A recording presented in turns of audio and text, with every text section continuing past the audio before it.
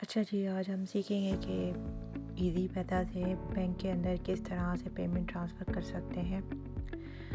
ये सीखना बहुत ज़रूरी है क्योंकि आजकल इस तरह के मामलात हो रहे हैं कि इजी पैसा और जैज़ कैश में पेमेंट्स आती हैं और उनके पीछे से कोई मसले मसाइल होते हैं और हमारा इजी पैसा जो है वो ब्लॉक हो जाता है।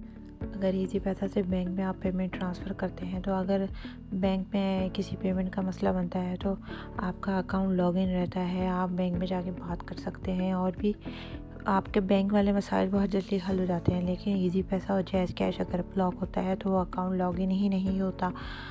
दूसरी बात ये दूसरी बात ये है कि बैंक में आपकी उतने पैसे जो है ना वो लोग रोक लेते हैं, उनको फ्रीज़ कर देते हैं।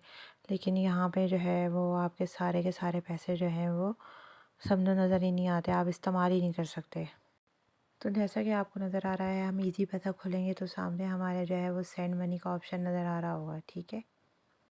सेंड मनी के ऑप्शन को जब आप खोलेंगे तो यहाँ पे 2-3 ऑप्शंस हैं पेमेंट ट्रांसफ़र करने का, लेकिन रास पेमेंट के ज़रिए आपका टैक्स नहीं लगता। और अगर आपने जैज़ कैश में पेमेंट ट्रांसफ़र करनी है इजी पैसा से तो आप अदर वॉलेट में जाएंगे और वहाँ से जैज़ कैश लिख के सर्च करेंगे तो वहाँ पे जैज़ कैश का ऑप्शन आ जाएगा और आप इजी पैसा से जैज़ कैश में पेमेंट ट्रांसफ़र कर सकेंगे। इसी तरह से यहाँ पे बैंक ट्रांसफ़र का ऑप्शन आ रहा है, यहाँ पे जाके आपको पहले बैंक का नाम लिख के सर्च करना होगा, फिर वहाँ पे जाके बैंक अकाउंट की डिटेल्स डालना होगी, ठीक है।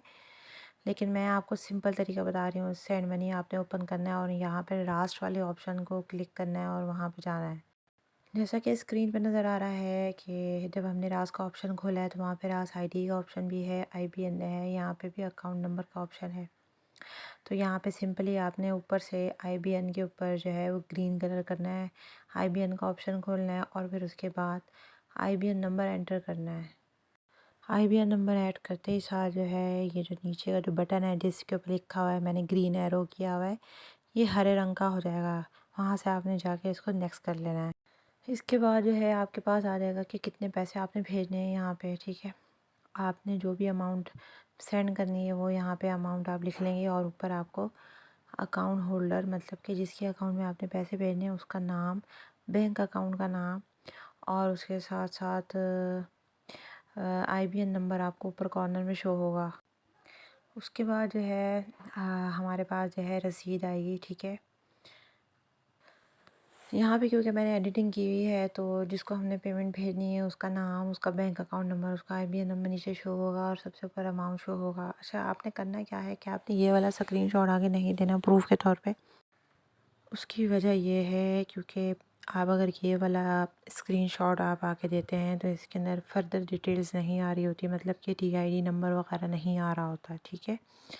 तो ये जो रेड कलर का जो एरो है यहाँ पे आप इसको ओपन करेंगे तो इसके बाद जो डिटेल्स आ रही होती हैं, टीआईडी नंबर और किसने भेजा है, किसने रिसीव किया है, वो वाली रसीद आप आगे भेजें।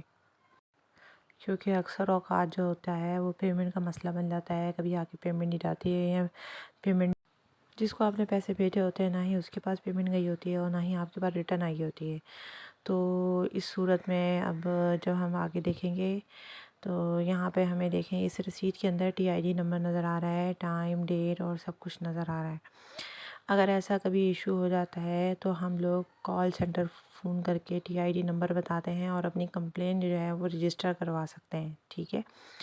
तो इस तरह से ये वाला स्क्रीनशॉट बहुत ज़रूरी है कि आपकी तरफ से अगर स्क्रीनशॉट मिस हो जाए तो अगला बंदा जो है वो आपको बता सके कि ये वाला स्क्रीनशॉट था।